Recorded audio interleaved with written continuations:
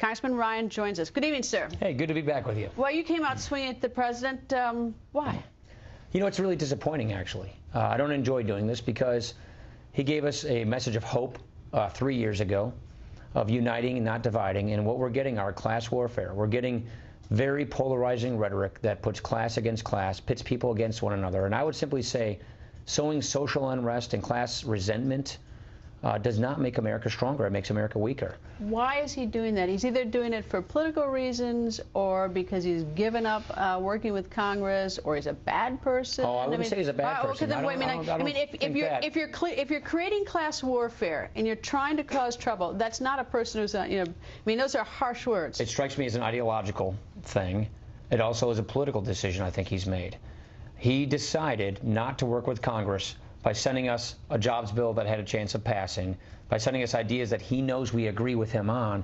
He sent us another round of stimulus. Well, why would he do that? Then he spent months going around the country impugning people's motives, setting up straw man arguments, basically saying Republicans are for dirty air and dirty water and against people with health insurance. Basically picking a partisan conflict versus going for compromise. But more to the point, Greta, I think it's the rhetoric of class division that is especially destabilizing. This is not the American idea. We believe in a system of upward mobility. We believe in a system to get the hurdles out of people's way so they can rise in society. We don't believe in talking to people like they're stuck in some class and the government is here to help them cope with their station in life. And I think that's the kind of rhetoric that he's using, which A, gives you bad policies, B, it sows social unrest, and C, it doesn't work. Why don't we just stop subsidizing wealthy people? Why don't we stop the corporate welfare, the crony capitalism? Why don't we stop subsidizing wealthy people as much on the programs that they receive instead of raising taxes on job creators? Using this kind of rhetoric to sell massive tax increases is not going to work to create jobs. It's just going to put people against each other. Are you for dirtier water, dirtier air? No, I'm not, actually. Okay, so is that a lie? Well, it's not accurate. I think what it is, well, yeah, but it's a straw man argument. It's basically trying to affix to your opponent positions they don't have to then knock them down and win the debate by default. This is why I call it an intellectually lazy argument, because it's not a sincere debate on the facts. It's not a sincere debate on the people who disagree with you on their actual positions. And so to me, this is conflict. This is starting the campaign in 2011 when the election's not till 2012.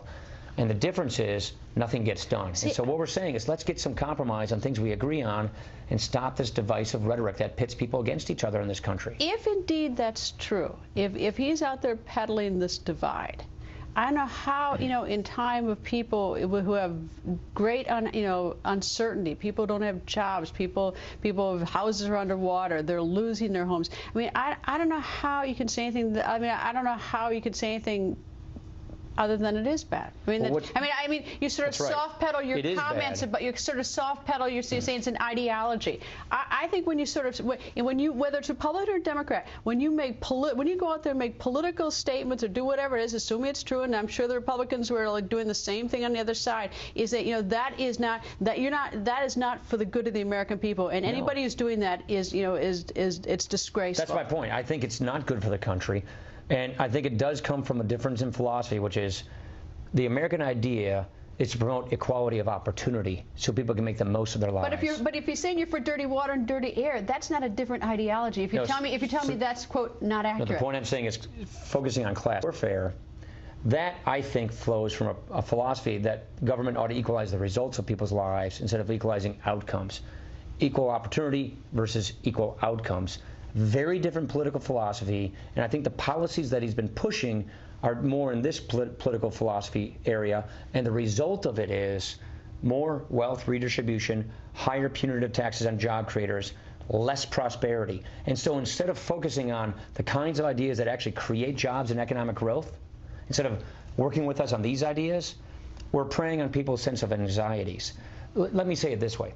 80% of all businesses in America, they file their taxes as individuals, as people, as subchapter S corporations. He wants to bring their top tax rate to 50%. You and I come from Wisconsin. Over the shore of Lake Superior, the Canadians next year, they're taxing their businesses at 15%, and President Obama is saying the top tax rate that most of our jobs come from, those successful small businesses in America, should go to 50%, and he's using this class warfare rhetoric, envy, resentment, fear to sell this really job-killing agenda, and that's, to me, very, very destructive. To the extent it's ideology, Republicans in general say don't raise taxes, and Democrats in general say we've got to raise taxes. So that's an ideology. That's an ideology. Yeah, right? it's a different economic doctrine. Okay, I guess right, whatever it is, but it's very different. And there's not going to be much agreement on that right now. Do you agree? I mean, it's very hard to find. Yeah, apparently not. All right. Then you've got this is what I think that he would also say if he were here, but he won't come on the record, I might add, is he would say that you know, how do you expect me at this point when you have he says that Senator McConnell says that their mission in the Senate is to get rid of him, to make him a one-term president. So he probably goes around the country saying, I've given up on Congress because the Republicans in the House aren't going to go with me, especially those 91 freshmen. We disagree on ideology, on how to get money into the economy to rev up, and you've got the Senate leader saying his goal is to get rid of him. So here's what I suggested today. Take a look at the bills we've passed. We passed 15 bills to create jobs over this summer. Go back and look at our budget. Our budget says get rid of the corporate loopholes, lower tax rates on everybody for job creation. He says he agrees with that on businesses, so let's do that together. So what's the impediment? What's the impediment? I don't know. That's the frustration. The other thing we say is let's stop subsidizing the wealthy. Let's stop subsidizing corporations. Stop the crony capitalism, the corporate welfare, income adjust, our entitlement programs, so we don't subsidize Warren Buffett's health and retirement benefits as much as his secretaries. These are the things we're saying we think we could get agreement on. Let's go do these things. But I don't and instead, get that. I just don't think we're getting that kind of cooperation. You're 16 blocks apart. You know, I don't get that. I mean, I understand where the divide is on the ideology, but where you tell me and Democrats tell me this is where we agree, and I go, great, let's go with it. We've passed these bills. They're sitting in the Senate right now. All they have to do is pick them up on the Senate and pass them. So that's against Senator Harry Reid. He runs that. That's his party. Okay. That President Obama won't call Senator Harry Reid? I don't know the answer to that question. Well, but I mean that's an important question. It is an important question. If you're telling me the bottlenecks in the Senate, and they won't even look at some of the things that you say that you'll agree on, it seems to me that the president should make a phone call to Senator Reid. To get this economy growing, you have to have good fiscal and economic policy. The way it works in our government is you pass a budget that contains fiscal and economic policy. It's been over 900 days since the Senate bothered trying to pass a budget. Why won't the Senate pass a budget? The Senate's already told us they're not going to pass one next year. But why? I can't answer your question. I'm not in the Senate. We passed our budget in the House. We reformed the tax system. We got rid of the loopholes. We cut the corporate welfare, the crony capitalism, and we stopped subsidizing wealthy people as much. And we put in a plan to pay off the debt. We have an energy policy to get more domestic sources of energy. We did all these things to get prosperity, to fuel economic growth, and get upward mobility in this society.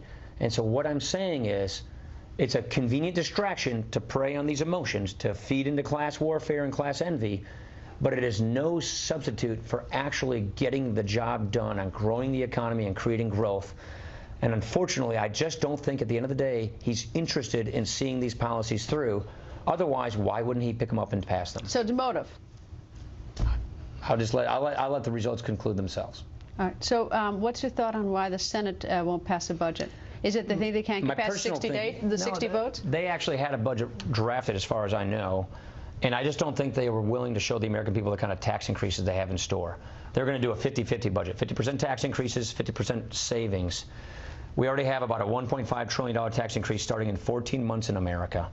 That top tax rate that small businesses pay is going to 44.8% in 14 months. They're going to throw another $2 trillion tax increase on top of that.